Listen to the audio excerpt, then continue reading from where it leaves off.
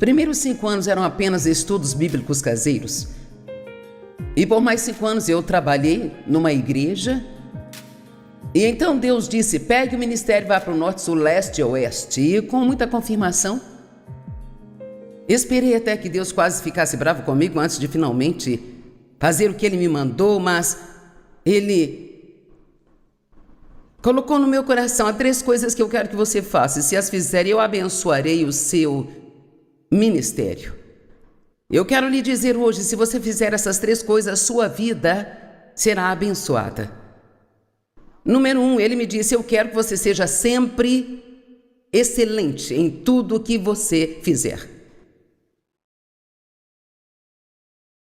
Excelência não é extravagância, não é perfeição. Significa simplesmente fazer o melhor que você puder. Não ser medíocre. Ser medíocre é ficar a meio caminho entre o sucesso e o fracasso. E pessoas medíocres não foram colocadas na Bíblia. Ninguém coloca o nome de um filho de Judas. Há muitas pessoas que você vê na Bíblia e você as vê como uma escolha e elas tomam decisões erradas e nunca mais se ouve falar delas.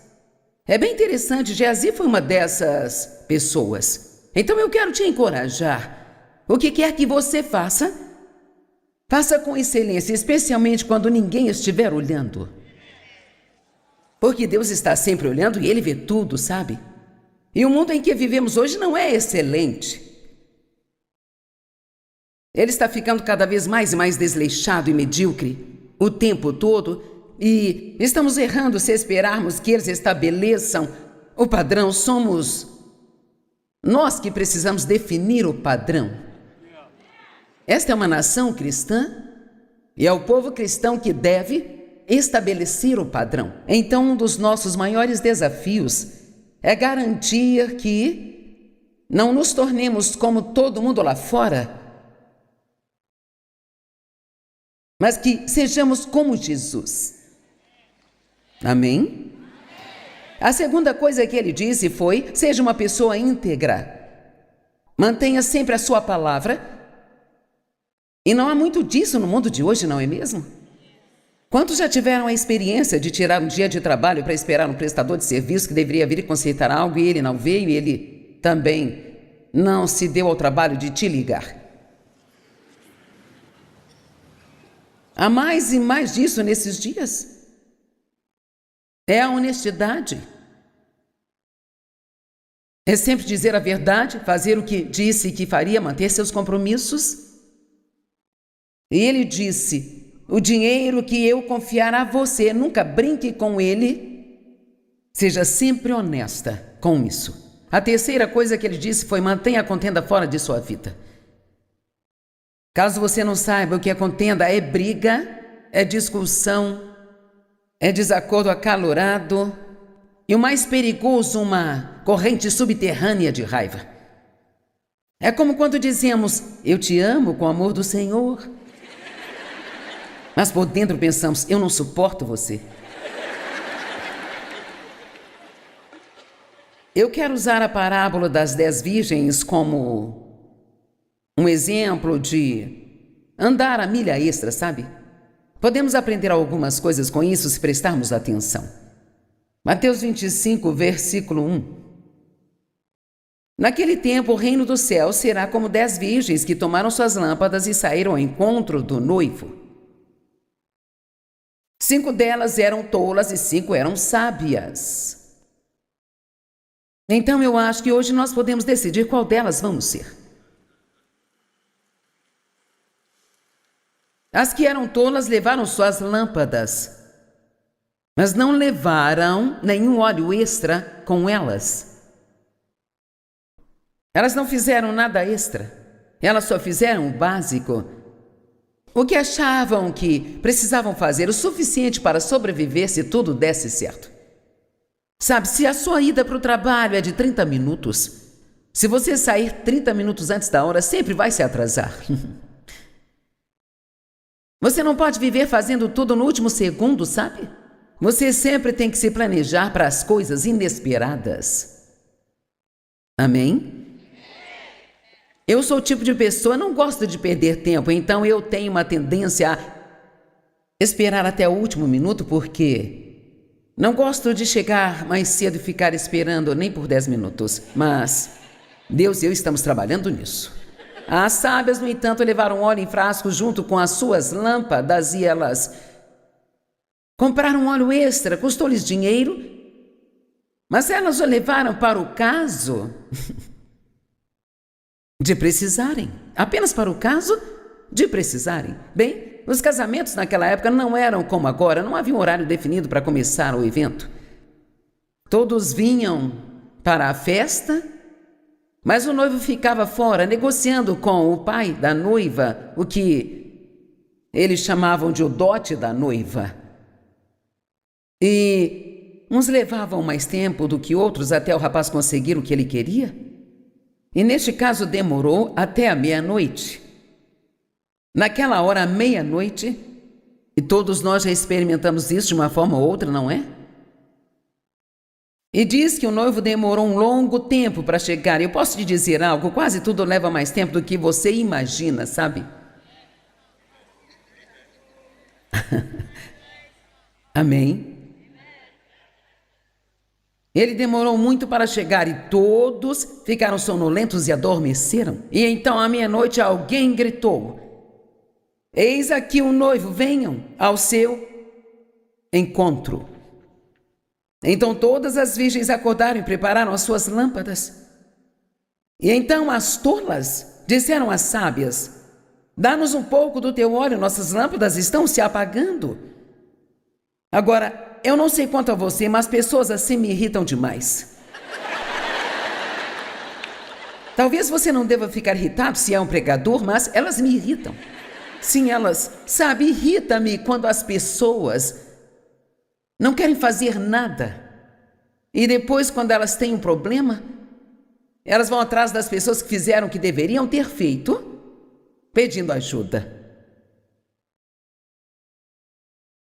O mundo está cheio de pessoas assim hoje. Eu sempre digo, não tenha ciúmes do que alguém tem se você não quer fazer o que fizeram para tê-lo. E esse é um bom conselho.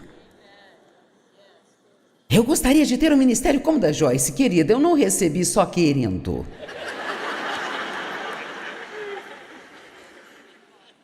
Essa pequena linda parte que você vê, essa partezinha atrás do púlpito, é como nada se comparado a tudo que é preciso para fazer isso.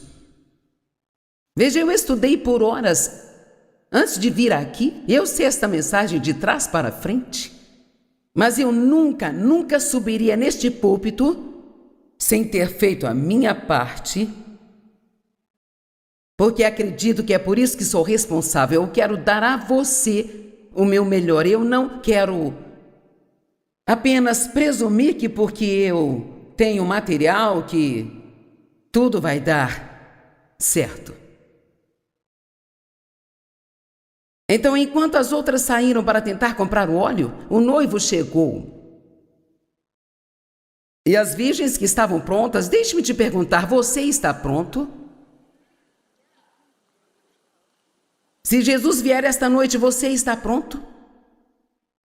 Não pense que terá tempo para se preparar. Temos que estar prontos.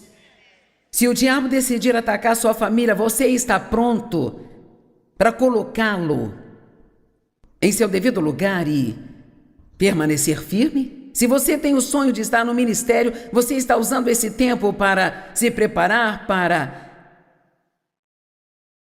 o que você quer fazer?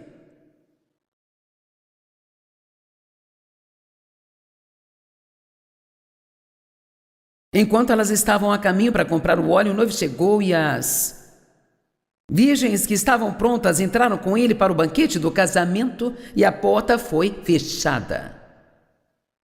Você não pode esperar até que a porta seja fechada.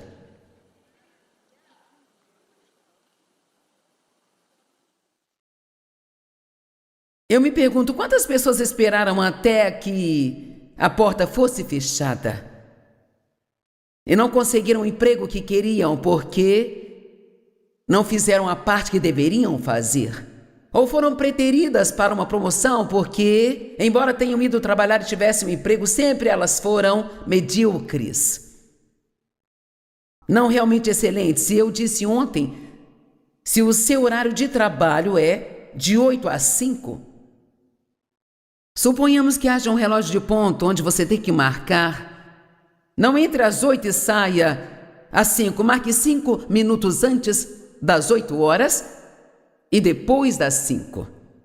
Por que eu deveria fazer isso? E por que não? Por que não ir em frente e andar a milha extra? Se você chegar às 8 horas, você não vai para o seu setor de trabalho às 8 horas, sabe? Depois que tomar o seu café, disser bom dia para todo mundo e se organizar, já são 8h15, 8h20.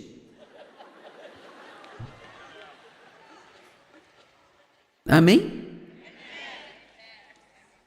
E não quero ser rude quando digo isso, mas Deus teve que me ensinar que quando nos comportamos desta maneira, estamos roubando. E há uma ótima escritura que todos conhecemos e chamamos isso de regra de ouro. Faça aos outros o que gostaria que fizessem a você. Meu Deus, todos os problemas que temos seriam resolvidos se nós fizéssemos isso. Certo? Porque se a empresa fosse só você, não gostaria que fizessem isso? Então, se fizermos o que gostaríamos que as pessoas nos fizessem, uau, estaríamos no caminho da excelência.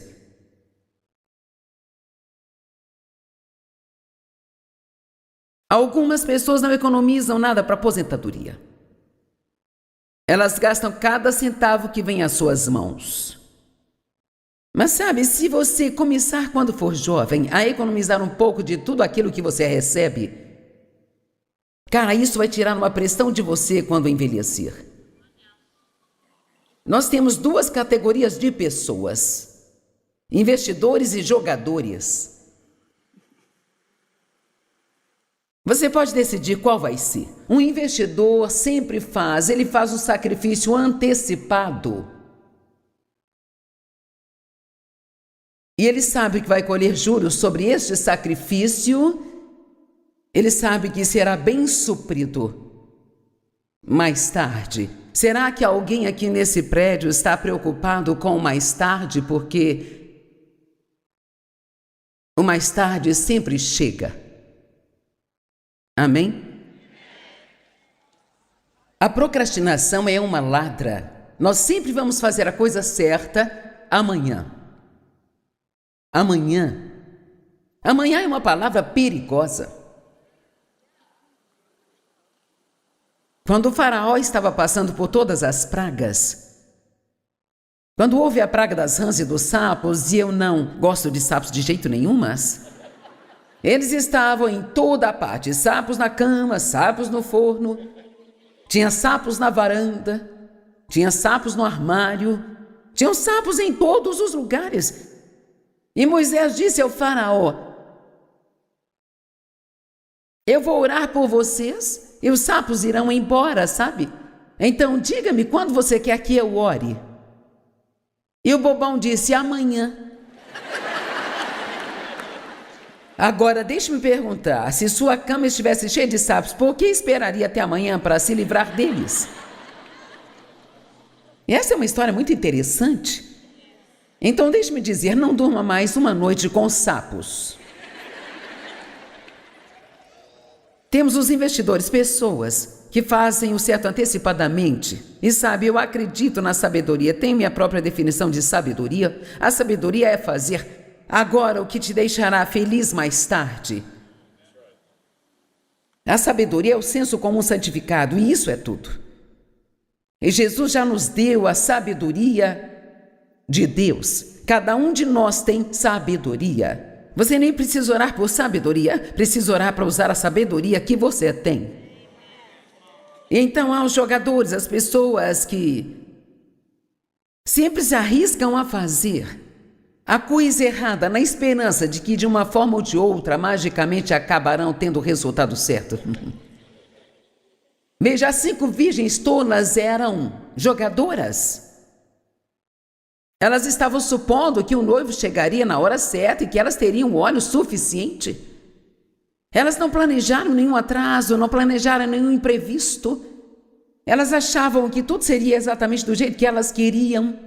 E elas ficaram de fora. Eu não sei quanto a você, mas eu não quero ficar de fora. Então eu vou fazer tudo aquilo que eu puder fazer, sabendo que se eu fizer o que eu puder fazer, Deus sempre fará o que eu não posso fazer. Estão me ouvindo? Se você fizer o que pode fazer, Deus ele sempre fará o que você não pode fazer.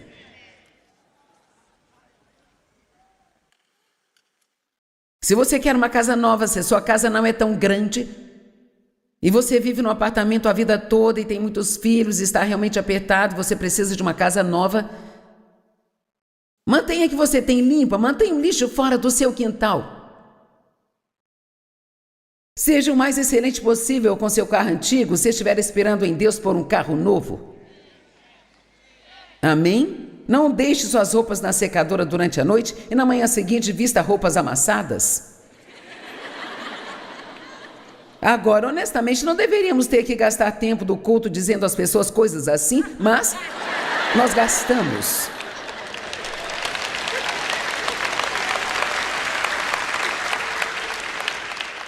Mulheres, eu amo vocês.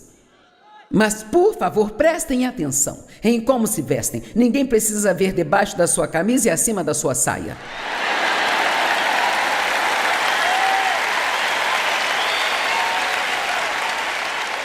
Deus não te chamou para ser uma tentação. Vá e se olhe no espelho antes de sair de casa. Tire um minuto.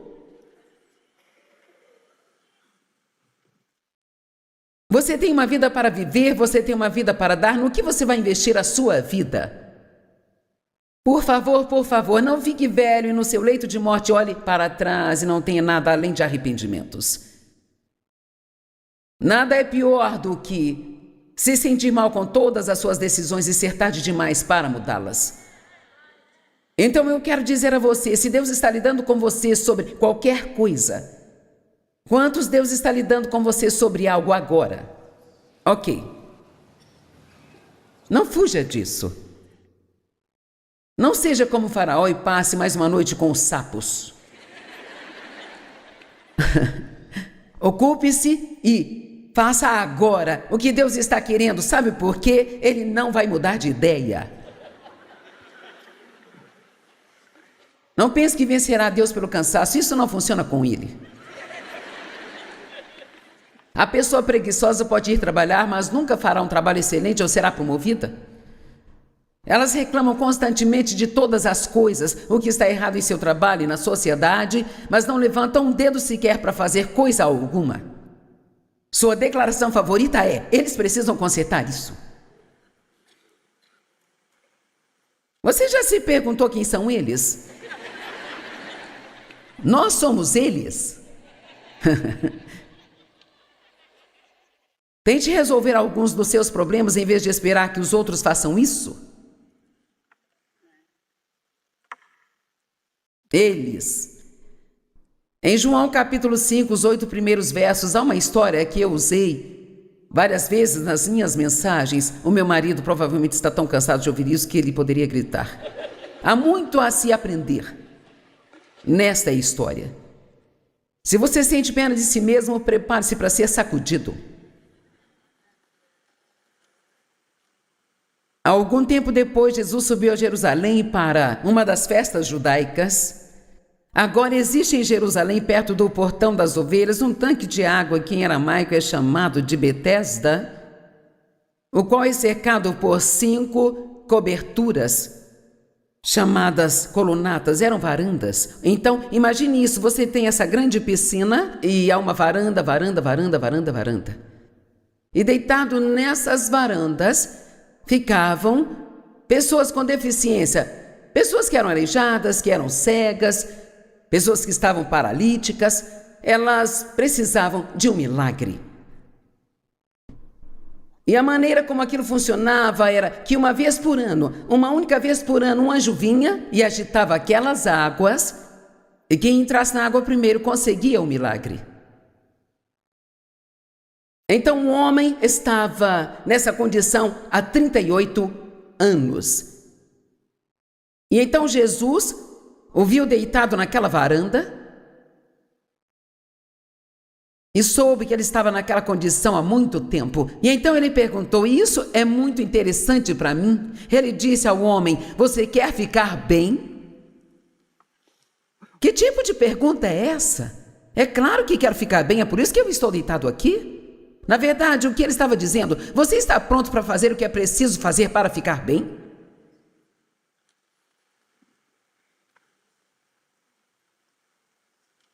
Então eu quero lhe dizer hoje, quantos precisam de mudanças em suas vidas? Ok, vocês estão prontos para fazer o que precisam para ter essas mudanças? Ou estão sentados aí orando, querendo que Deus faça um milagre? E você diz, a oração não funciona? É claro que funciona, mas nós somos parceiros de Deus. E sempre temos uma parte, Deus tem a dele. Ele não fará a nossa parte, não podemos fazer a parte dele. E na maioria das vezes, quando oramos, Ele mostra o que está errado.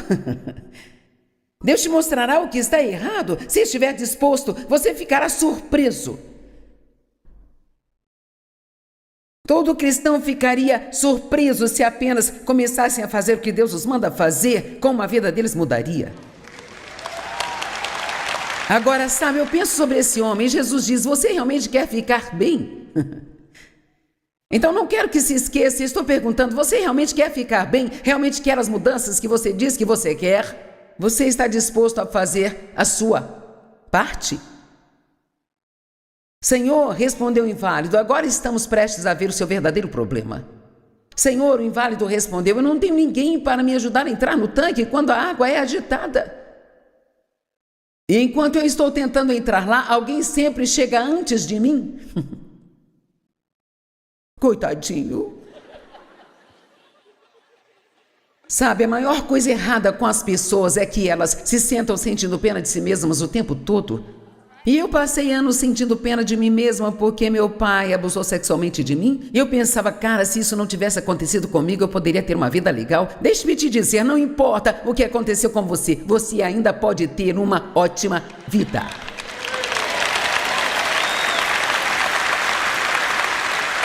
Quando Deus diz que não faz acepção de pessoas, Ele quer dizer exatamente isso. E a Bíblia é para qualquer um. Se você realmente crer, você pode ter tudo aquilo que a Bíblia diz que você pode ter. Você pode ser lamentável, poderoso, mas não pode ser ambos.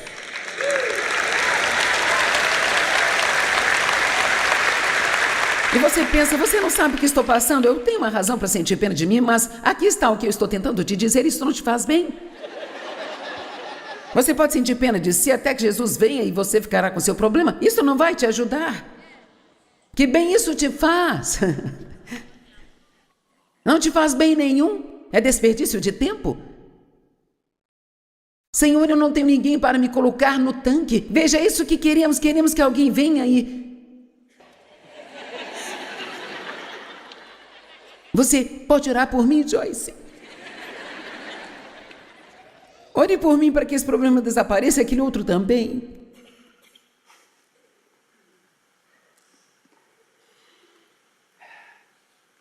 Mas foi isso que Jesus disse ao homem. Veja isso. E Jesus disse a ele, o quê? Levante-se. Ponto de exclamação.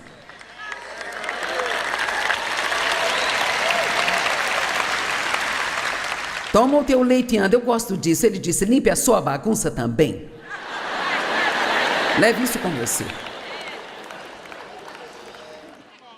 Agora, sabe, talvez, eu não sei, talvez você dirigiu 45 minutos até aqui só para me ouvir dizer, levante-se. Pare de ficar sentindo pena de si mesmo e então levante-se e faça a sua parte. Você não tem direito a coisa alguma.